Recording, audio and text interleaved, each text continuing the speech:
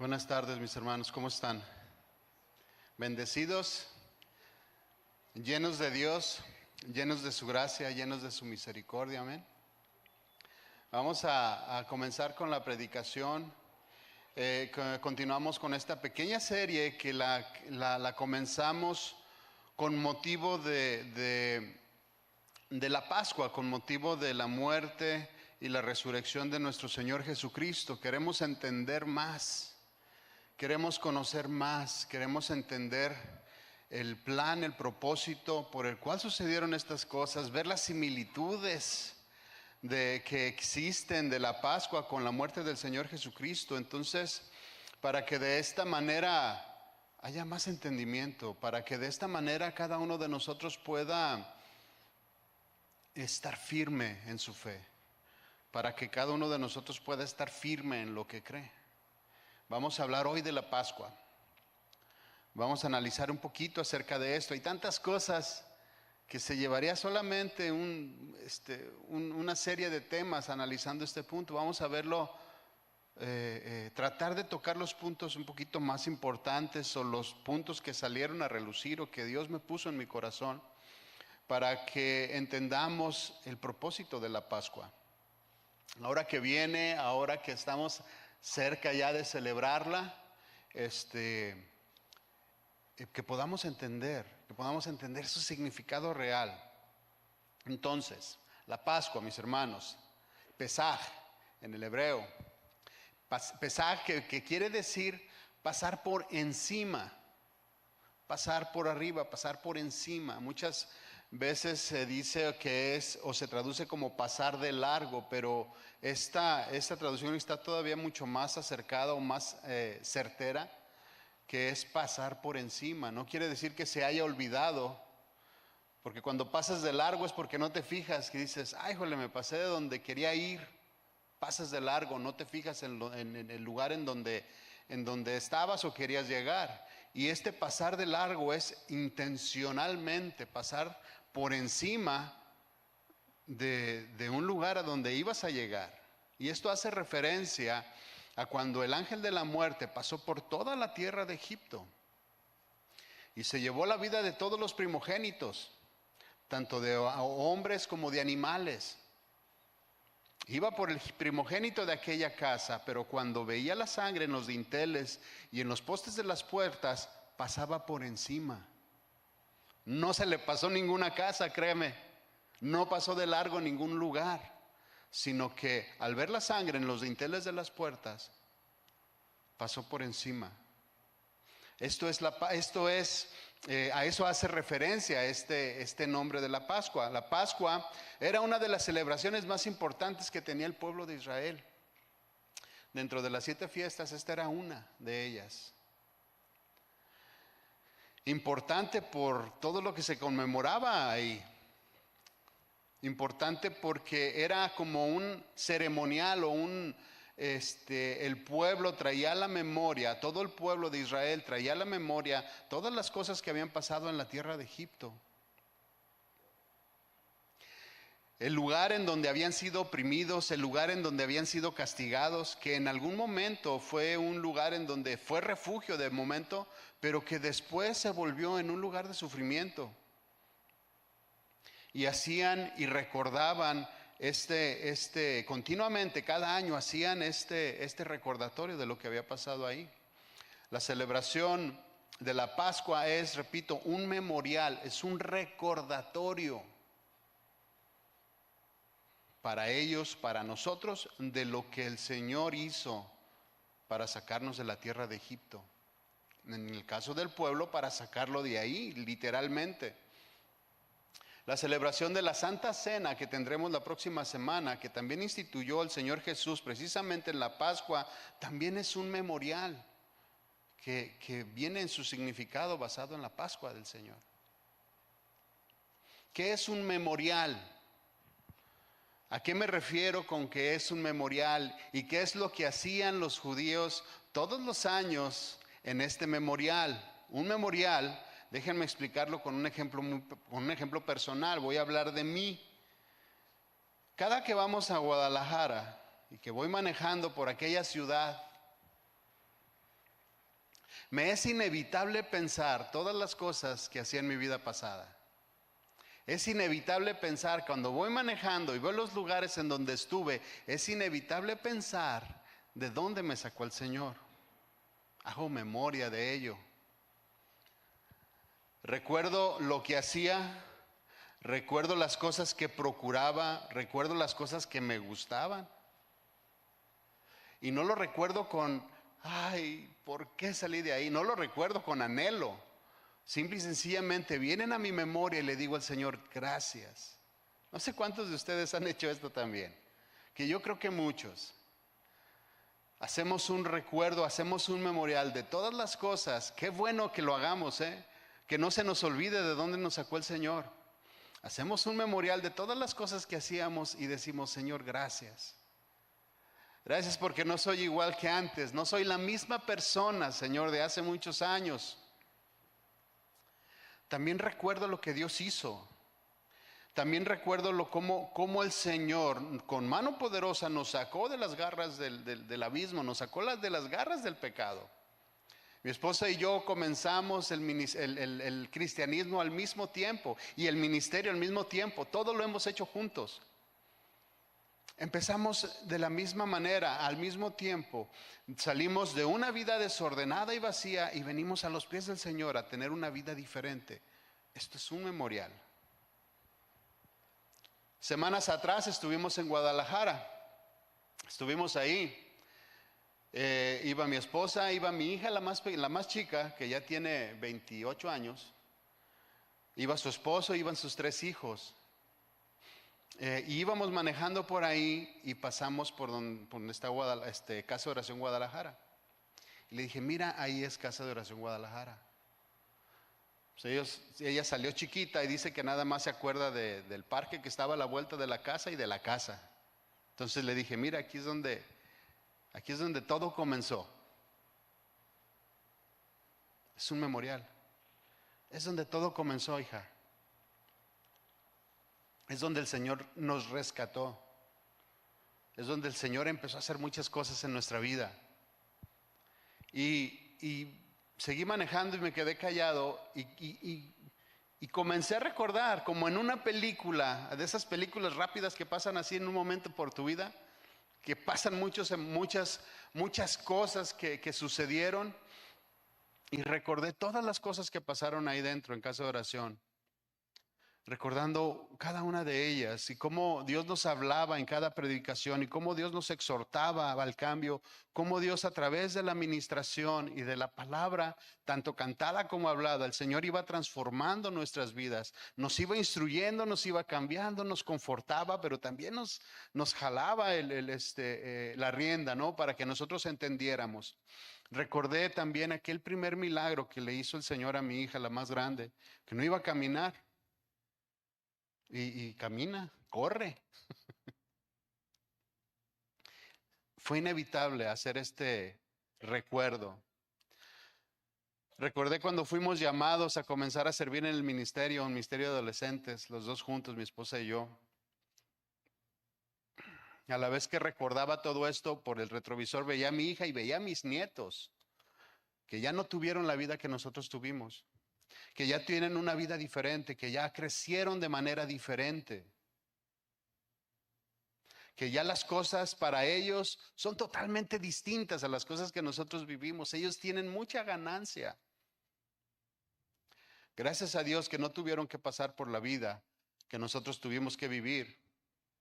Y yo creo que muchos de ustedes también pueden decir lo mismo. Gracias a Dios que mis hijos no tuvieron que vivir lo que yo viví. Esto es un memorial. Esto es un recordatorio de la grandeza del Señor, de dónde nos sacó, de dónde nos trajo, de dónde y hacia dónde nos llevó, en dónde nos puso a cada uno de nosotros. La vida que tienes ahorita es totalmente diferente a la vida que tenías anteriormente. Y esto lo recordaban los judíos año con año en la Pascua, de dónde los había sacado el Señor. Hacían constantemente este memorial y hacían constantemente este recordatorio, recordando de la opresión que vivieron en el cautiverio de Egipto y de cómo el Señor con mano poderosa los rescató de ahí. Y repito, era como un ensayo. Ahora las panderistas están ensayo y ensayo para el próximo domingo de lo que viene, lo que va a pasar. La Pascua era un ensayo de las cosas que vendrían el día de mañana, que vendrían después, cuando el Señor Jesús apareciera aquí en la tierra. La Biblia dice en Éxodo 1 que el pueblo se había multiplicado. Todas estas cosas las estaban recordando y las recordaban en estas fechas y la transmitían a sus hijos. Dice que el pueblo se había multiplicado. Las 12 tribus de Israel que comenzaron ahí, que fueron las primeras que llegaron ahí cuando Egipto tuvo hambre y cuando toda la tierra de Egipto, toda la tierra tuvo hambre y el único lugar en donde había grano era precisamente en Egipto y los hermanos de José con su papá y toda la familia se fueron a vivir a Egipto. Las 12 tribus llegaron entonces a Egipto. Y dice ahí que crecieron y que se multiplicaron. Y que Dios los bendijo y que los hizo fuertes. Repito, todas estas cosas las recordaban año con año. Dice entonces en Génesis 1:7, y si gusta acompáñeme ahí, por favor. Vamos a ir leyendo versículos y haciendo alguna comparación de lo que vivimos hoy o lo que vivimos con el Señor Jesús y lo que se vivió antes.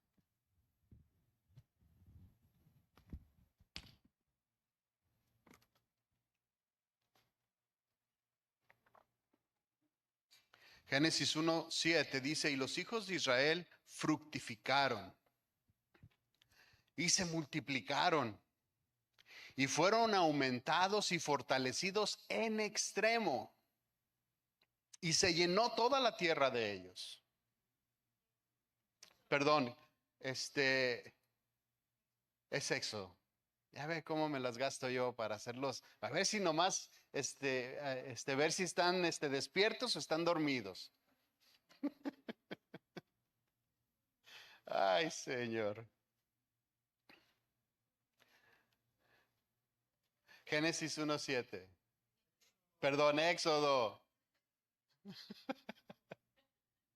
Y los hijos de Israel fructificaron y se multiplicaron y fueron aumentados y fortalecidos en extremo y se llenó de ellos la tierra. A ver si ahora sí latino. Génesis 1:12:1. Dios le dijo a Abraham,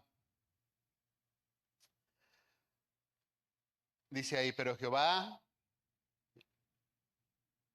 había dicho a Abraham, ¿sí le atiné? Génesis 12:1. Pero Jehová había dicho a Abraham, vete de tu tierra y de tu parentela y de la casa de tu padre a la tierra que te mostraré y haré de ti una nación grande y te bendeciré. Y engrandeceré tu nombre y serás bendición. Bendeciré a los que te bendijeren y a los que te maldijeren, maldeciré. Y serás bendito en toda la tierra, en todas las familias, perdón, y serán benditas en ti todas las familias de la tierra. Esta palabra que el Señor le dio a Abraham cobra mucho más sentido cuando vemos que en la Pascua, en la celebración de la Pascua o cuando salió el pueblo de la tierra de Egipto, eran más de 2 millones de judíos los que salieron de Egipto. Un pueblo ya con una identidad, ya era una nación. Y aparte también ya Dios les había dado una tierra, que aunque todavía no lo poseían como propia, pero Dios se las había dado. El pueblo de Israel salió como una nación de Egipto. Todas estas cosas, mis hermanos, cobran sentido cuando las escuchas, cuando las ahilas todas. A veces tenemos todas estas referencias bíblicas de manera aislada, pero cuando conectamos todas y cada una de ellas, cobra tanto sentido el poder, el señorío, la majestad, la autoridad de nuestro Dios, de cómo sacó a un hombre del lugar en donde vivía y lo llevó a otro lugar y no le dijo hacia dónde lo iba a llevar, pero le dijo que lo iba a bendecir. Cuando aislamos y cuando vemos en el día final lo que sucedió con el pueblo de Israel, decimos, wow, lo que hizo el Señor. En el cautiverio, en Egipto, el pueblo de Israel se convirtió en una nación. Era tanto el crecimiento y era tanto el fortalecimiento que Dios había hecho en este pueblo que Faraón tuvo miedo. Dice la Biblia que se levantó Faraón, o se levantó un faraón que no conocía a José, no conocía las obras, ni conocía todo lo que José había hecho en la tierra de Egipto. Que si fuera, o sea, para mencionarlo solamente, mucho de lo que José hizo fue lo que fortaleció a Egipto. Pero ya no lo conocían, ahora ya no lo respetaban. Y Faraón tuvo miedo. En consecuencia, dice la Biblia que los oprimieron, que los castigaron duramente, que los obligaban a trabajar y a construir ciudades para ellos. Vamos a leer Éxodo 1:11. Dice ahí, entonces pusieron sobre ellos comisarios de tributos que los molestasen con sus cargas. Y edificaron para Faraón las ciudades de almacenaje, Pitón y Ramsés.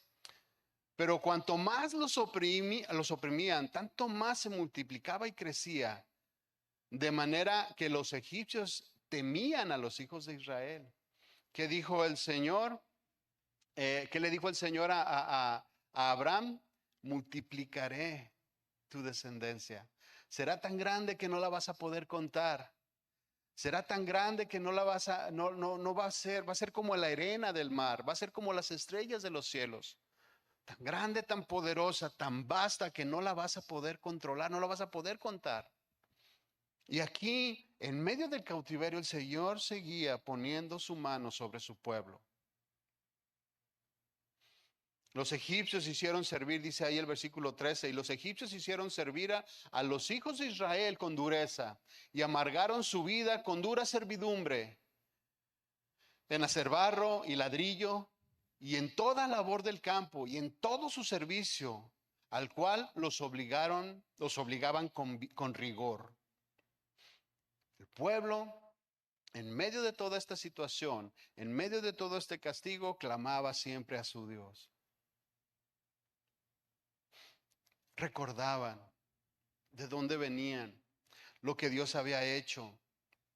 Es importante que cada uno de nosotros, no solamente en la Pascua, siempre estemos recordando de dónde nos sacó el Señor. ¿Qué fue lo que Dios hizo con tu vida? ¿Qué fue lo que Dios hizo con la vida de tu esposo, de tu esposa, de tus hijos? Para estar firmes, para estar seguros, para que en el momento de la flaqueza digamos, Señor, tú eres mi fortaleza. En el momento que el pueblo sentía esa dura castigo y esa dura servidumbre en Egipto, decía, Señor, tú eres nuestro Dios. Señor, tú eres nuestro hacedor. Y clamaban constantemente por libertad. Este clamor del pueblo subió delante de la presencia de Dios. Y Dios levantó a Moisés para liberar a su pueblo de los egipcios. Éxodo 3:7. Está Moisés ahí cuidando las ovejas y de pronto ve una zarza que está ardiendo y se acerca hacia ella.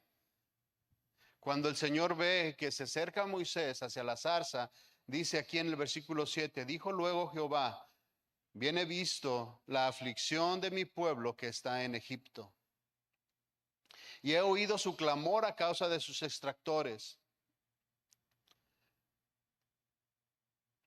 Pues he conocido sus angustias y he descendido para liberarlos de la mano de los egipcios y sacarlos de aquella tierra a una tierra buena y ancha, a la tierra que fluye leche y miel, en los lugares del cananeo, del eteo, del amorreo, del fereceo, del jebuseo y del jebuseo.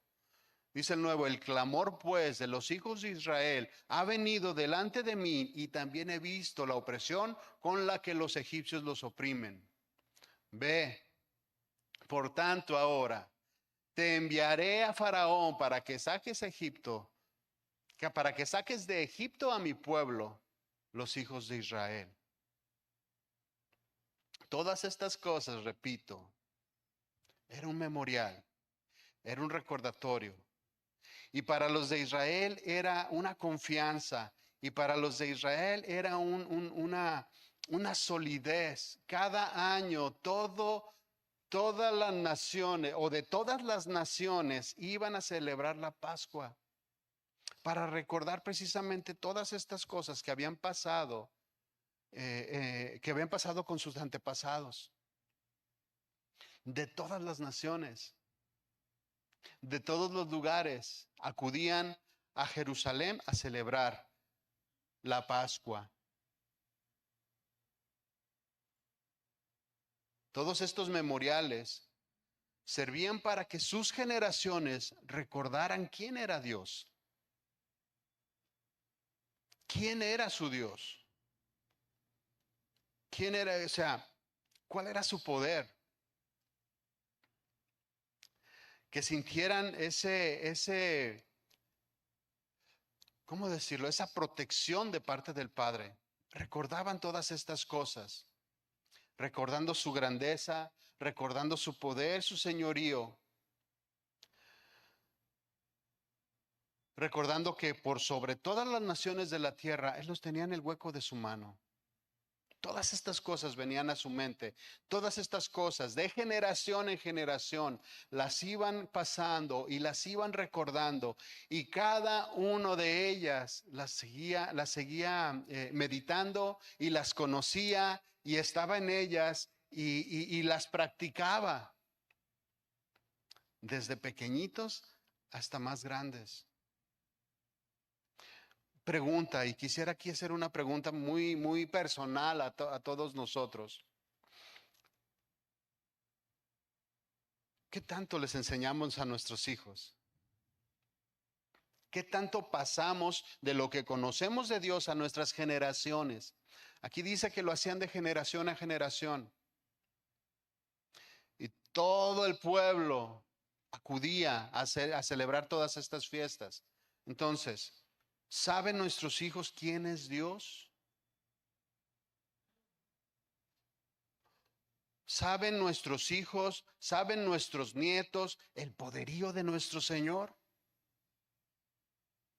¿Saben la grandeza de Él? ¿Conocen de lo que, de sus atributos, conocen de su amor, conocen de su santidad? ¿Lo conocen todas estas cosas? No me estoy refiriendo a tener solamente un conocimiento de su existencia. ¿Crees en Dios? Sí, sí creo, pero no lo conozco. Yo creo que hay un presidente de los Estados Unidos, pero no tengo ni la menor idea de cómo es en lo íntimo. Alcanzo a ver lo que sale en la tele, pero ya en la intimidad no lo conozco. No sé si le gusta el café o le gusta el jugo o el agua, no sé. No sé qué le gusta de comer, no tengo la menor idea. Creo porque pues, sé que está ahí, ¿no? Sé que existe. Entonces, no estoy hablando yo de este conocimiento acerca de Dios sobre nuestros hijos, de si creer que si está o que si no está. Yo hablo de un conocimiento de su persona. ¿Qué tanto conocen nuestros hijos a Dios a través de nosotros, de lo que nosotros les enseñamos?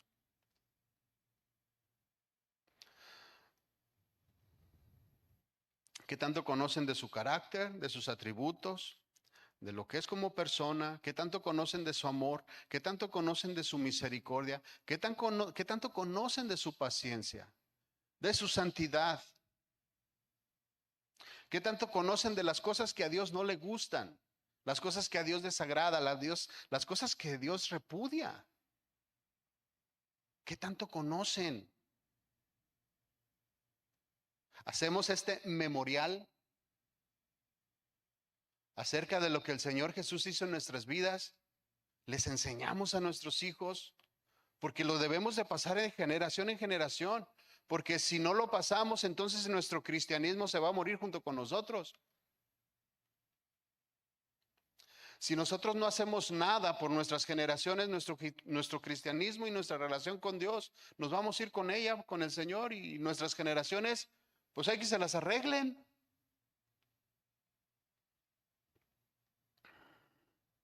Entonces, mis hermanos, ¿qué tanto les enseñamos a nuestros hijos del carácter de Dios? ¿Qué tanto de ese carácter ven nuestros hijos en nosotros? Son preguntas muy básicas y que a veces las repito demasiado, pero que son bien reales y bien ciertas, porque carecemos y nos falta mucho para alcanzar todas estas cosas. ¿Qué tanta importancia ven nuestros hijos que tenemos tú y yo de las cosas de Dios? O sea, ¿qué tan importante es Dios para nosotros?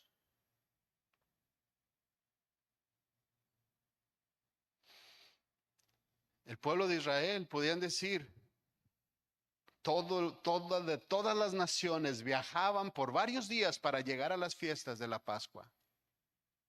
Y de cierta manera esto demostraba la entrega, el amor hacia el Señor, porque querían estar con Él, querían bendecirlo, querían recordar lo que Dios, lo que el Padre había hecho cuando sacó a sus antepasados de la tierra de Egipto.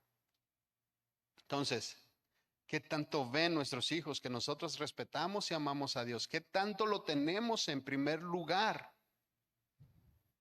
Yo creo que todos nosotros, mis hermanos, queremos que nuestros hijos, queremos que nuestros nietos piensen bíblicamente, ¿cierto o no es cierto? Todos nosotros queremos que nuestros hijos, que nuestros nietos, que las personas que están a nuestro alrededor desarrollen la mente del Señor. Eso lo queremos y es un anhelo que cada uno de nosotros quiere o tiene. Queremos que tengan y que desarrollen un carácter que vaya de acuerdo con los principios bíblicos, que vaya de acuerdo con las palabras que el Señor Jesús nos enseña y que nos ha enseñado durante muchos años. ¿Es cierto o no es cierto? Claro que lo queremos. Entonces, mis hermanos, ¿cómo queremos que nuestros hijos desarrollen este carácter? Que desarrollen o que pongan los ojos en Dios, o que tengan en primer lugar a Dios, si primero no nos ven hacerlo a nosotros. Si ellos ven que para nosotros son más importantes muchas otras cosas antes que atender lo que el Señor dice. Recuérdense que estamos viendo un memorial. ¿Qué tan importante es para nosotros entonces recordar todo esto y pasarlo a nuestros hijos? Hay hay muchas, o hay un listado enorme de cosas que nosotros ponemos antes de nuestra relación con Dios. Hay un listado enorme. Vamos a mencionar solamente algunas, las más comunes. Cosas como el amor al dinero. Personas que no gastan ni en ellos mismos, que no se compran ropa bonita, que no tienen un buen vehículo, que no, pues, no sé, las mujeres con las uñas, el esposo no le quiere dar ni para las uñas. Esposos, aflojen.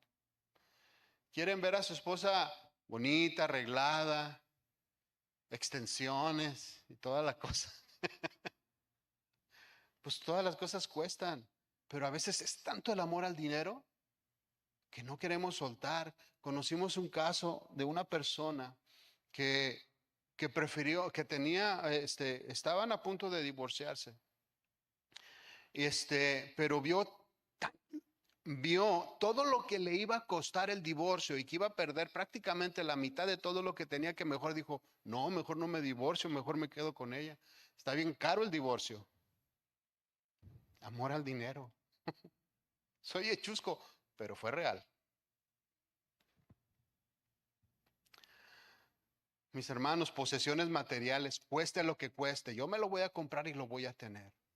Trabajo, antes que todo, antes que la familia, antes que muchas cosas.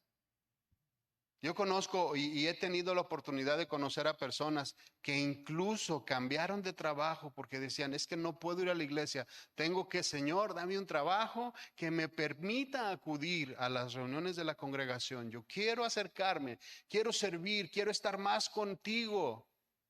Ayúdame entonces a encontrar un trabajo. Hay personas que hacen esto, hay personas que no lo hacen. ¿Qué tanto amor y qué tan importante es Dios para ti entonces? ¿Qué ven nuestros hijos en nuestras decisiones? ¿Que van en favor de Dios o que mejor necesito hacer todas estas cosas? Algo muy común que pasa en la familia, en todas nuestras familias, que pasó en mi familia, que puede estar pasando quizás en la tuya.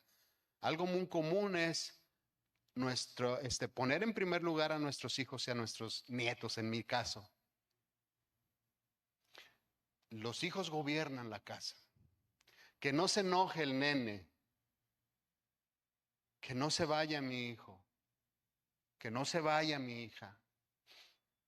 Con los nietos peor todavía. Todavía somos más consentidores con los nietos. Hoy nuestros hijos son más importantes que Dios en muchas familias.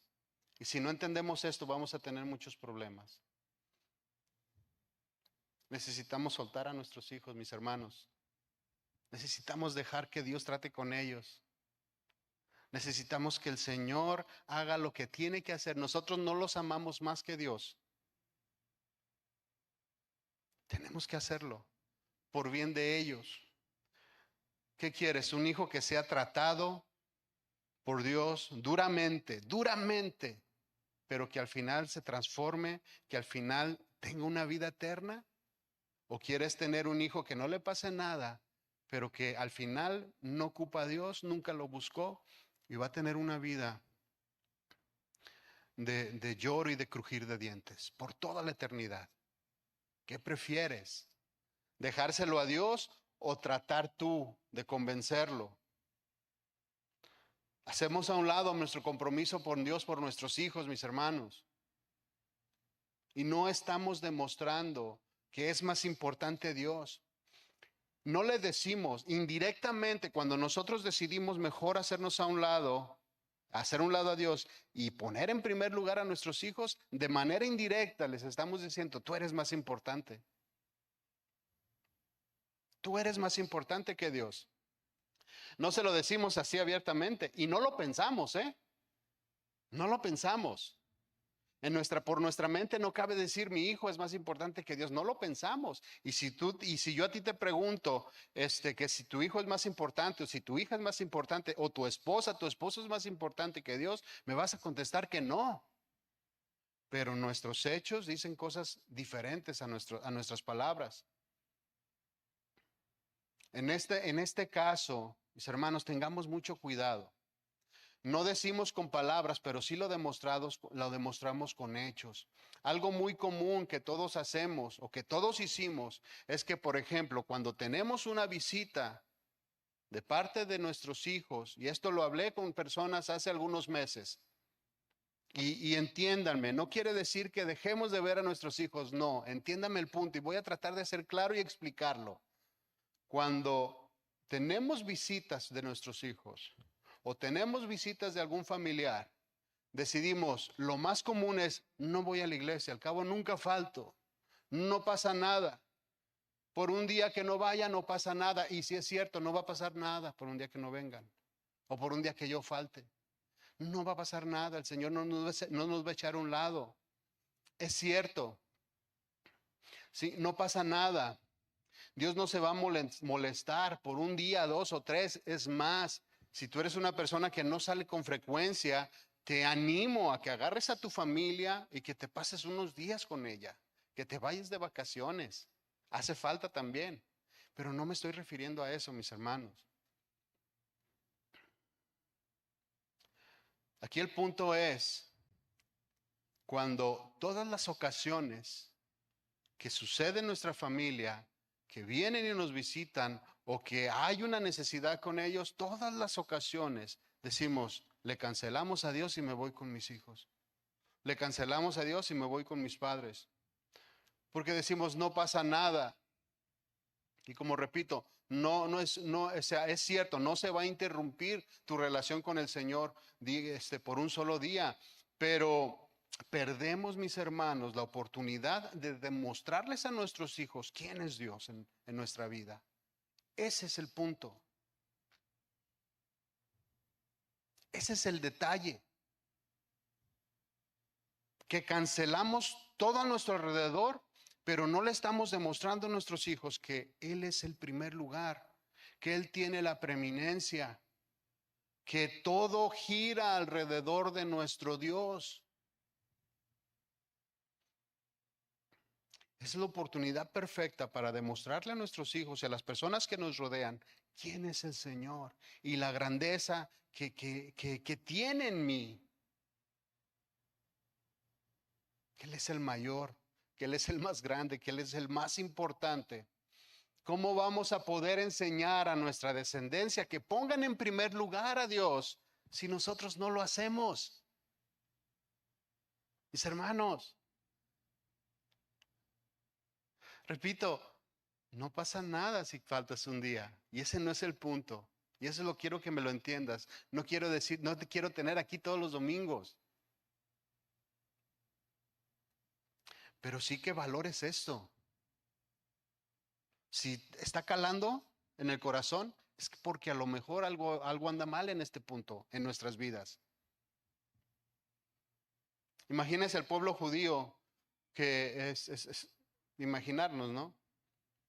Que el pueblo judío en este tiempo en donde iban y peregrinaban o atendían a las fiestas bíblicas, que un familiar le dijera a otro, ¿sabes qué? Ahí te caigo en la Pascua, espérame, quiero platicar contigo. Un judío le iba a decir, ¿sabes qué? No voy a estar, ni vengas. Pero ¿sabe qué? No nos atrevemos a decirle eso a nuestros hijos. No les atrevemos a decirle eso a nuestros familiares. Ya se puso serio, mi hermano. No nos atrevemos a poner en primer lugar a Dios. Un judío le hubiera dicho, ni vengas. O es más, ¿qué te parece si nos vamos juntos a la Pascua? Eso le hubiera dicho.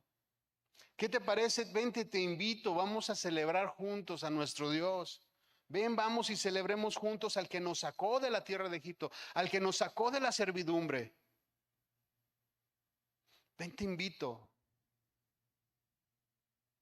para que tú también salgas de servidumbre, para que tú también salgas de Egipto, para que tú también salgas de la opresión del pecado.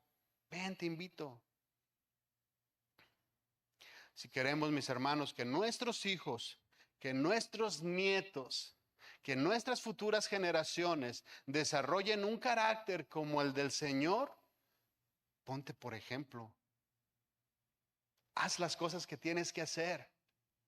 No le tengas miedo a decidir por Dios.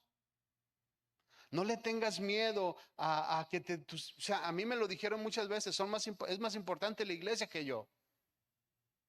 A mí me lo dijeron en varias ocasiones. Es más importante la iglesia, es más importante tu relación con Dios que yo, que soy tu hija. Pues sí, fíjate que sí. Es más importante mi compromiso que tengo con el Señor que atender a tus necesidades rebeldes. ¿Sí? Que atender a tus necedades. Porque tampoco los estaba descuidando. ¿Quieres que tus hijos entonces desarrollen un carácter como el del Señor? Pon el primer lugar al Señor en tu vida. ¿Quieres que las personas a tu alrededor se acerquen a Dios? Sé de testimonio. En Mateo, Marcos, Lucas se registra cuando la madre y los hermanos de Jesús fueron a buscarlo. Registran este hecho. Lucas, vamos a leer Lucas 8:19. Hace referencia a este punto que les estoy diciendo.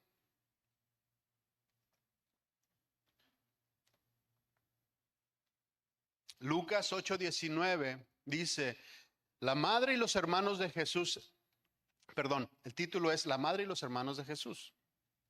Dice el 19, entonces su madre y sus hermanos vinieron a él, pero no podían llegar hasta él por causa de la multitud. Había mucha gente.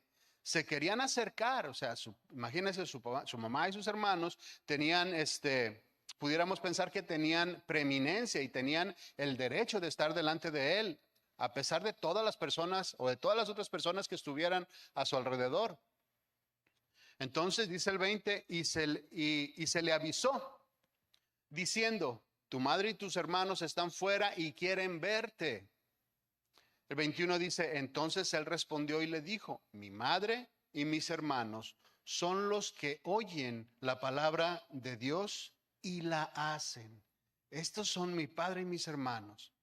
El Señor, fíjense bien en esto, le estaba dando la importancia a lo que verdaderamente era importante. La predicación de la palabra, enseñar a los que lo escuchaban, derramarse en ellos, pasar a sus generaciones lo que él había aprendido. El Señor Jesús no se lo quedó para él mismo, sino que lo pasaba y sino lo enseñaba. Y eso era lo más importante. En ese momento era lo más importante. No dice la Biblia que el Señor Jesús se descendió de ellos, ¿no? No dice para nada eso. Simple y sencillamente no era el tiempo de atender a su padre, a su mamá y a sus hermanos. Mis hermanos, el tiempo de Dios no lo toques. Y no hablo solamente de venir a la iglesia, hablo de todo tu tiempo que tienes o que debes de tener con el Señor. Seguramente Jesús los atendió después. Seguramente Jesús, cuando acabó de enseñar, fue con su madre y con sus hermanos y los atendió. La Biblia habla de que Jesús seguía perfectamente la ley y la ley lo obligaba, o la ley le enseñaba a que tuviera cuidado de su madre. Entonces lo hizo. Simple y sencillamente no interrumpió todo para ir con su mamá y con sus hermanos. A ver, espérenme lo que se están escuchando. Quédense aquí, ahorita vengo. Voy a atender algo más importante que lo que les estoy predicando de Dios. Tú y yo lo hacemos, mi hermano.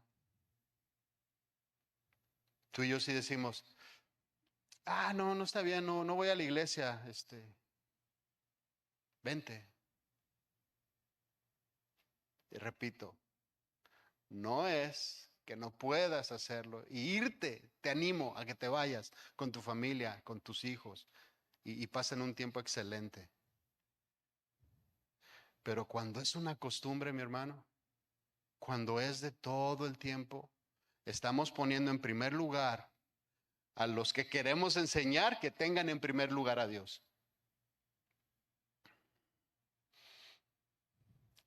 Mis hermanos, para los judíos la Pascua era lo más importante. Para los judíos movían cielo, mar y tierra para estar ahí. Se desgastaban y viajaban para estar en la presencia del Señor. ¿Qué es para nosotros entonces la Pascua? Ahora trasladándola hacia nuestro lado, para nosotros también es un recordatorio de nuestra salida del pecado, de dónde nos sacó el Señor. Teníamos de la misma manera, así como el pueblo vivía una vida opresionada en Egipto, nosotros de la misma manera vivíamos sin Dios y estábamos presionados también en el pecado. Éramos oprimidos día con día con todas las cosas que nosotros hacíamos y que estábamos ciegos y que no nos dábamos cuenta de muchas de las cosas que nosotros estábamos viviendo en esos momentos y nos oprimían. Y nos desgastaban y nos desilusionaban y venían consecuencias y venían problemas y venían situaciones difíciles, pero estábamos metidos ahí. El pueblo de Egipto, o el pueblo en Egipto, vivía como podía vivir, oprimido, angustiado, peleando entre ellos, desgastándose, sacando provecho de los demás para poder tener un poquito de satisfacción o un poquito de mejor, de una vida un poquito mejor. Se maltrataban, se mentían, adoraban otros dioses también. Habían adoptado costumbres que no le agradaban a Dios. Lo mismo que nosotros, mis hermanos, en el mundo. Cada uno de nosotros sabe lo que hizo en el pasado. Cada uno de nosotros sabe de dónde lo sacó el Señor. Cada uno de nosotros sabe lo que lo afligía, lo que lo presionaba, lo que lo oprimía, que quizá eran vicios, no sé, vicios de cualquier tipo. Quizás había sexo ilícito en nuestras vidas, quizás había pleitos, quizás había mentiras y no podíamos vivir sin mentir y sin engañar a los otros. Quizás había robos, quizás rebeldía o quizá un conjunto de todas estas cosas. Pudiéramos tener una lista enorme de todas las cosas que nosotros hacíamos antes, una lista interminable, pero cada quien sabe de dónde lo sacó el Señor. Para nosotros la Pascua, el Pesaj, pasar por encima es el recordatorio de todas estas cosas que el Señor, de dónde nos sacó el Señor, que tuvo misericordia de cada uno de nosotros y que nos apartó. Y lo más importante, mis hermanos, ¿cómo ocurrió? ¿Cómo ocurrieron todas estas cosas? Se me acaba el tiempo, déjenme ir más rápido. La celebración de la Pascua, decíamos entonces que era una sombra de lo que había de venir. El sacrificio del Cordero de la Pascua era la sombra o era como un ensayo de lo que vendría en la cruz del Calvario. Ahora nosotros lo podemos ver, mis hermanos, y para nosotros puede ser muy claro la similitud de todas las cosas que pasaron y cómo se parecen tanto al sacrificio del Señor Jesús en la cruz. Los discípulos, el Señor cuando enseñaba a sus discípulos les repitió constantemente que le era necesario padecer, que al tercer día resucitaría.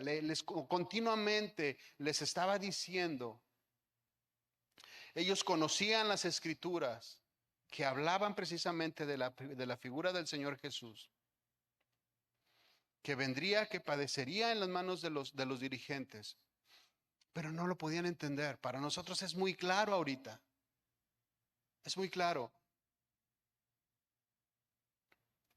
Para nosotros es muy claro ver al Cordero de la Pascua como el Cordero de Dios que quita el pecado del mundo, que fue el que nos libertó y que nos limpió. Vamos a tratar de leer algunas cosas de lo más importante para que lo tengamos, para que lo tengamos fresco, para que lo tengamos en la mente, para que siempre esté delante de nosotros.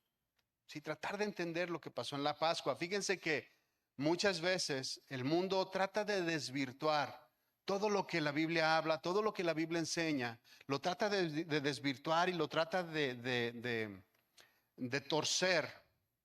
Y la Pascua o Easter es también una fiesta que el mundo ha tratado de verla de manera diferente, sacar de la ecuación a Dios y meter muchas otras cosas que no, nada tienen que ver con Dios. Es como lo de la Navidad. Sacan a Dios de la Navidad y meten a Santa Claus con todos sus regalos. Y pues a los niños les encantan los regalos y también a nosotros y queremos que Santa Claus nos regale a todos. Y sacan al Señor, sacan el nacimiento del Señor Jesús, que es la celebración de la Navidad, y meten cosas que opacan o que desvían la atención de muchas personas. El Easter también es lo mismo. Hay muchas cosas que desvían la atención de lo que verdaderamente es el significado de la Pascua. Con todo lo que hemos visto hasta ahorita, díganme en qué se relaciona un conejito lleno de huevos. ¿En qué se relaciona? Absolutamente en nada. Nada, nada tiene que ver los huevecillos de la Pascua, ni los colores, ni nada tiene que ver. con lo que verdaderamente es el significado de la Pascua. Y muchas veces nosotros los ponemos ahí, bueno, o sea, son tradiciones que hemos adquirido, que si no le damos la connotación que se le daba antes, porque déjenme decirle, los huevos dentro de otras culturas representaban la fertilidad, eso es lo que representaban. Todas las deidades paganas que se relacionan con la fertilidad tienen huevos en sus estuatillas,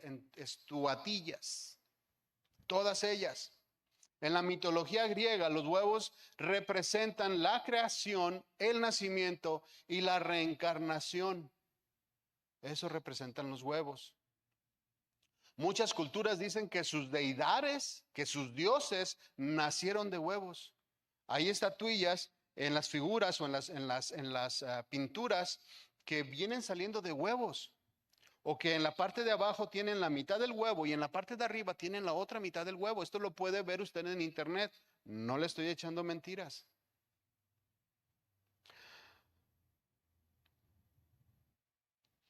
Diana de los Efesios, Astartec o Artemisa, era una diosa de la fertilidad. Y esta diosa, si usted va al internet, va a poder ver que en muchas de las fotos, en muchas de las estatuillas, sale con muchos huevos delante de ella. Muchas de estas estatuillas, repito, parecen estar cargando huevos.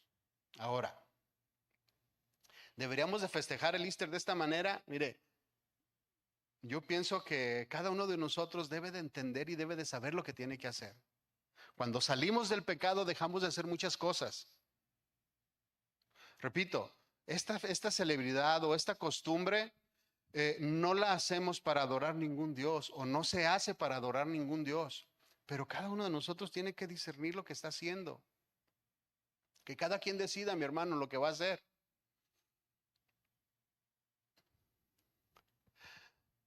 Ahora, si bien es cierto que no le damos toda ese contexto histórico de lo que los huevos significan, pues bueno, también nosotros somos responsables de darle el significado que verdaderamente tiene la Pascua. Y vamos a hacer un examen. A usted cuando llega a su casa, pregúntele a sus nietos y pregúntele a sus hijos y hágales este examen y dígale, mi hijo, cuando hablamos del Easter, ¿qué se te viene a la mente? ¿En qué piensas? Y si la respuesta es huevos y un conejo gigantesco, mi hermano, andas mal. Ya chafiaste. ¿Sí? Tienes que hacer algo. ¿Sí me explico? Lo importante o lo significativo o lo delicado no es si van y buscan huevos, es que no entiendan el verdadero significado de lo que es la Pascua. Lo mismo la Navidad y lo mismo otras cosas que vienen de un trasfondo pagano, pero que a veces nosotros las hacemos. Mis hermanos, nuestra responsabilidad es enseñar bien a nuestros hijos, pasar bien la estafeta, enseñarles bien lo que significa la Pascua, de dónde nos sacó el Señor, cómo vivíamos antes y cómo ahora somos diferentes. Mis hijas fueron en una ocasión a Guadalajara y pues les platicaron cómo éramos, la familia, cómo éramos antes de Cristo. Y pues no fue nada agradable, ¿no? Y ellas se quedaron con los ojos abiertos. Y cuando llegaron a Guadalajara, de este lado, que venían de Guadalajara y llegaron acá con nosotros, lo primero que nos preguntaron y dijeron, ¿si eran así? ¿Hacían esto? ¿Hacían aquello? Sí, mi hija, de ahí nos sacó el Señor. ¿Ves que lo hacemos? No. ¿Ves que lo practicamos? No. ¿Eso te hemos enseñado? No. ¿Has visto un cambio en mí de lo que te platicaron a lo que ahora soy? Sí, hay un cambio muy grande. Imita eso, hija. De allá nos sacó el Señor, mi hija. De allá nos sacó de todo aquello que éramos, pero ahora somos así. Es nuestra responsabilidad, mis hermanos, enseñar bien, alimentar bien, que crezcan nuestros hijos con valores, conociendo al Señor de manera real. Es nuestra responsabilidad. Éxodo, vamos a Éxodo. Éxodo 12. Vamos a tratar de leer rápidamente. Tenemos 10 minutos para ver lo que falta.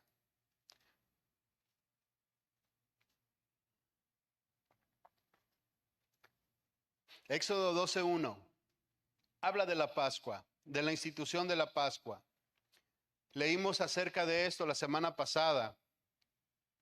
Dice, habló Jehová a Moisés y a Aarón en la tierra de Egipto, diciendo, este mes os será por principio de mes. Para vosotros será este el primero de los meses. Este era el mes de Abib. En el calendario judío, aquí comenzaba el año, el mes de Abib. El primero de todos los meses. En nuestro calendario, esta fecha o este mes cae entre marzo y abril. Por eso festejamos la Pascua en estos días.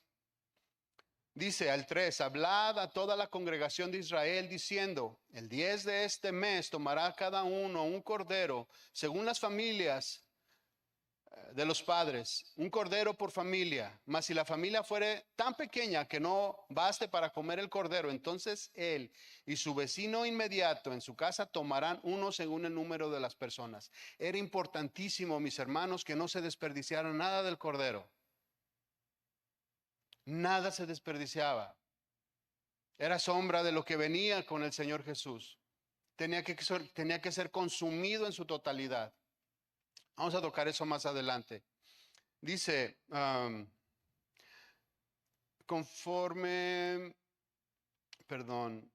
dice, y su vecino inmediato en su casa tomarán uno según el número de las personas, conforme al comer de cada hombre.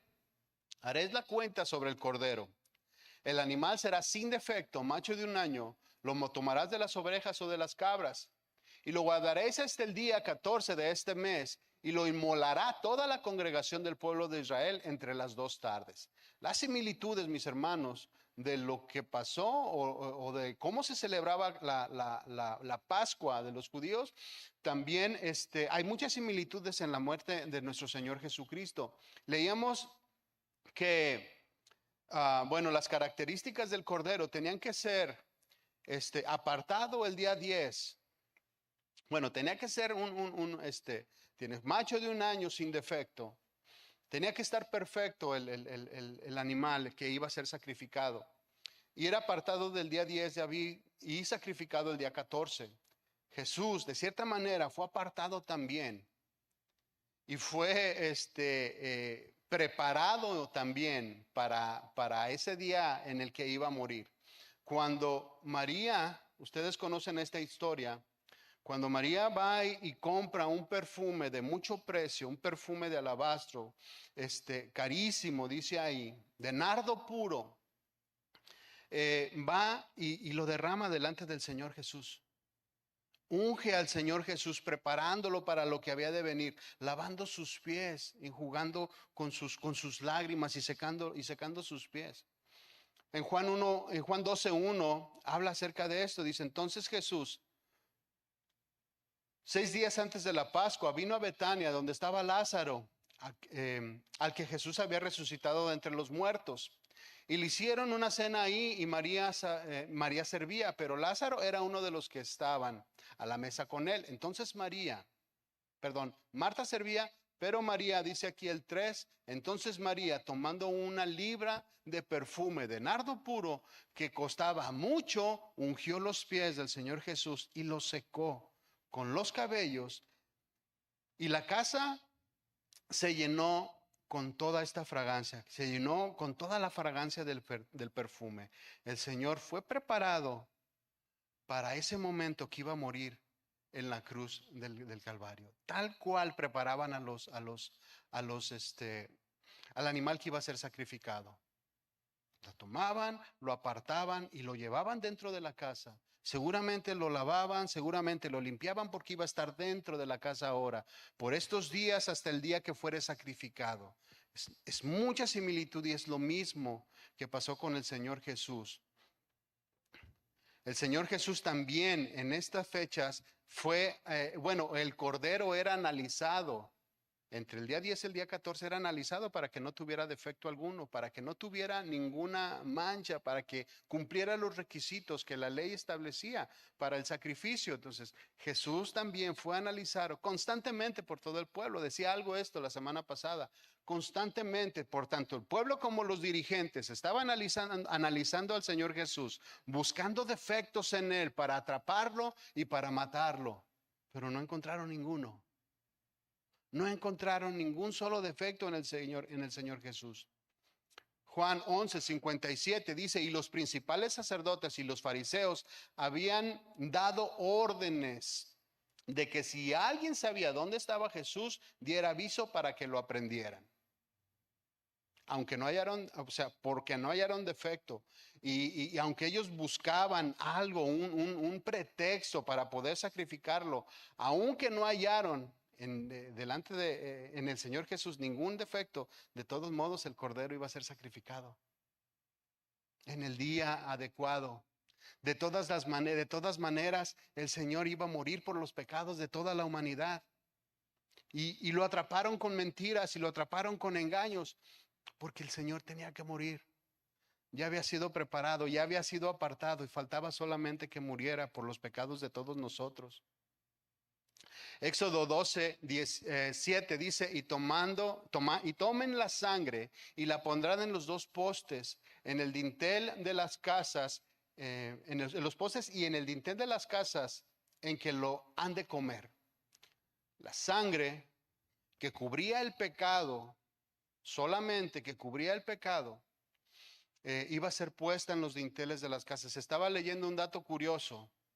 El Señor pasó por encima de todas las deidades del antiguo Egipto. Cada una de las plagas iba en contra de las deidades del Señor, de las deidades de la nación de Egipto. Y el Señor les pasó por encima. En los dinteles de las puertas, en las antiguas fincas de los egipcios, tenían leyendas. Tanto en la parte de arriba como en los lados, había leyendas, y usted puede ver fotos de estas fincas, y había leyendas que hacían alusión a los dioses de los egipcios. Y como el pueblo había adoptado muchas de estas costumbres, también en sus puertas había leyendas haciendo alusión a los dioses de Egipto. Bueno, la sangre también cubrió a esos dioses, también cubrió esas leyendas. La sangre del Señor Jesús cubrió todo. O sea, el Señor aniquiló totalmente a todos los dioses de Egipto y no se le escapó ni siquiera las leyendas que estaban en los postes y en el dintel de las puertas. Cuando el ángel de la muerte veía la sangre precisamente encima de todas estas costumbres y de todas estas cosas, pasó por encima. Era señal de que se había sacrificado el cordero ahí. Estaban cubiertos por un año. Estaban cubiertos. El sacrificio del Señor Jesús fue una vez y para siempre. La sangre que derramó el Señor Jesús por nuestros pecados solamente se derramó una sola vez. Deme unos minutitos más para terminar. Hebreos 9:11, en la Nueva Biblia Viva, dice: Él entró una sola vez y para siempre al lugar santísimo. No entró con sangre de chivos, así dice esta versión, con sangre de chivos o becerros, sino con su propia sangre, logrando así un rescate eterno. No solamente superficial, sino eterno. La sangre de los chivos y toros y las cenizas de una becerra rociada, sobre las personas que están impuras, las hacía puras. Esta sangre que era rociada, dice aquí que sobre las personas impuras, las hacía puras, de modo que quedaban limpias por fuera. Y si esto es así, la sangre de Cristo es todavía mejor, Pues por medio del Espíritu eterno, Cristo se ofreció a sí mismo, a Dios como sacrificio sin mancha, para purificar nuestra conciencia de las obras que nos conducían a la muerte. Ya no era solamente de manera superficial, sino que también era de manera interior. Por eso el Señor cambia nuestro ser, por eso el Señor cambia todo lo que somos nosotros, porque ya no es por encima, sino todo nuestro ser, para que sirvamos al Dios viviente. Mis hermanos, no solo por fuera, sino también por dentro. El 15 dice, por esto Cristo es un mediador del nuevo pacto. Por medio de su muerte, los llamados recibirán la herencia eterna que se les ha prometido y serán liberados de los pecados que han cometido. Una purificación completa. Este es un memorial o este es lo que a nosotros debemos de estar recordando constantemente de la Pascua de nuestro Señor Jesucristo, del sacrificio que hizo Él. El Éxodo 12:8 dice, aquella noche comerán la carne asada al fuego y panes sin levadura con hierbas amargas, lo comerán. Ninguna cosa comeréis de él cruda, ni cocida en agua, ni asada al fuego. Su cabeza con sus pies y sus entrañas, ninguna cosa dejarás hasta la mañana, y lo que quedare hasta la mañana lo quemarás al fuego. Mis hermanos, el cordero se tenía que comer completo. No podíamos desperdiciar nada de lo que era el Señor Jesús. El cordero de la Pascua era una copia o era un ejemplo de lo que era el cordero de Dios que quitaba el pecado del mundo. Y no tenía que ser sus huesos quebrados, tenía que estar completo. Y si usted ve la similitud de lo que pasó el Señor Jesús en la cruz del Calvario, vemos exactamente cómo está establecido en la Pascua. Tenía que ser comido completo, todas sus palabras, todo su conocimiento, todas sus enseñanzas, absorberlas para poderlas pasar a nuestras generaciones. No le quites nada a la palabra, no solamente lo que te convenga, no solamente lo que nos gusta. El sacrificio del cordero no se dejaba para que se echara a perder y después tirarlo a la basura. Ese sacrificio era inmolado en el fuego y subía delante de la presencia de Dios. No se desperdiciaba absolutamente nada. A veces nosotros somos muy selectivos con las cosas que nos gustan de la palabra. No. Toda la palabra del Señor viene completa, mi hermano. Aprendamos de ella.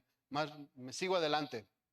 Éxodo 12:11 dice, lo comeráis así, ceñidos vuestros lomos, vuestro calzado en vuestros pies y vuestro bordón en vuestra mano, y lo comerás apresuradamente. Es la Pascua de Jehová. ¿Por qué tenían ellos que comer de manera apresurada? ¿Por qué lo tenían que hacer de esta manera? Porque iban a salir esa noche del yugo de Egipto. Esa noche se iban. Esa noche se iban al desierto. El Señor los iba a liberar. Tenían que comer apresuradamente. Tenían que comer el cordero deprisa, rápido, porque esa noche iban a salir del cautiverio, mis hermanos. Esa noche saldrían todos de ahí. Éxodo 12:29, más adelante, dice ahí, y aconteció que a la medianoche Jehová hirió a todo primogénito de la tierra de Egipto, desde el primogénito de Faraón que se sentaba sobre su trono hasta el primogénito del cautivo que estaba en la cárcel, todo primogénito de los animales y todo primogénito de los animales. 30. Y se levantó aquella noche Faraón, él y todos sus siervos y todos los egipcios, y hubo un gran clamor en Egipto porque no había casa donde no hubiese muerto. Imagina aquello, imagina el clamor, imagina el sufrimiento. Dice el 31, e hizo llamar a Moisés y Aarón de noche, esa misma noche, mi hermano, esa misma noche que se estaba celebrando la Pascua. E hizo llamar a Moisés y Aarón de noche y le dijo, salid en medio del pueblo, vosotros los hijos de Israel, e id servir a Jehová como habéis dicho. Tomad también vuestras ovejas y vuestras vacas, como habéis dicho, e ios y bendecidme también a mí, dice Faraón. Dice ahí en la narración que les dieron oro, que les dieron piedras preciosas, que les dieron un montón de cosas para que ya se fueran. Los sacaron apresuradamente. Tenían que correr y salir del cautiverio de manera rápida. Mis hermanos, pregunta, ¿cuánto te ha tomado salir del cautiverio?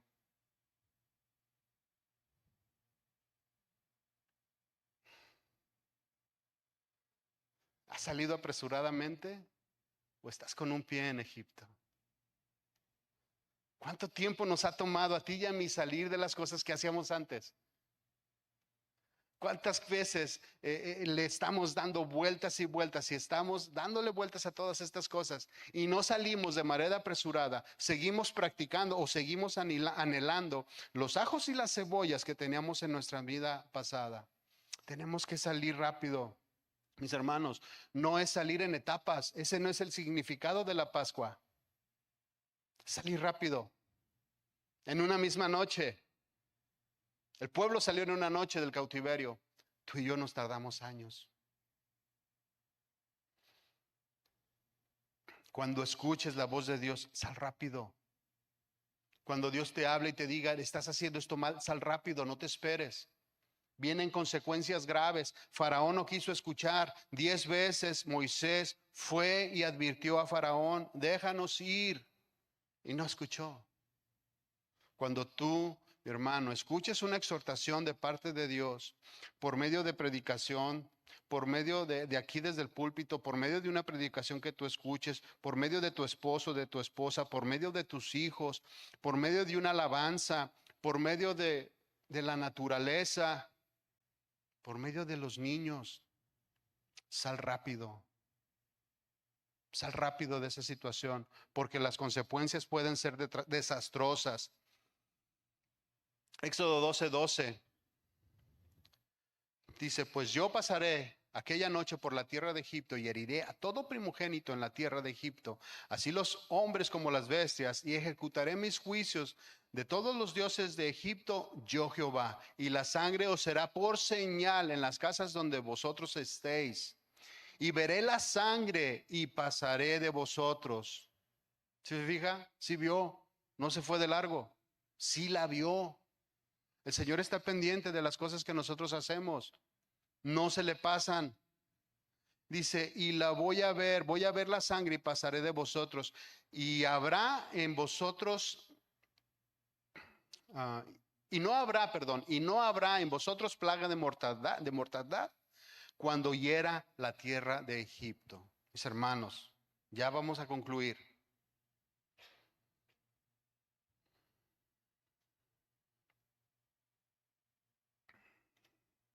Para que pudiera salir el pueblo, tenía que haber un sacrificio. Tenía que morir el cordero. El pueblo no salió antes del sacrificio.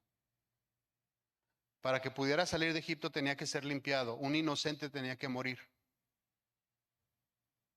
Para que tú y yo pudiéramos salir de la vida pasada, un inocente tenía que morir.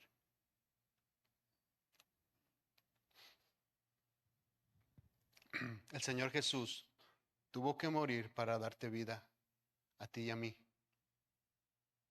No fue antes. No podemos salir si el sacrificio del Señor Jesús, el sacrificio perfecto, no nos limpia primero de nuestro pecado. El pueblo era consciente que necesitaba el sacrificio para ser limpiado.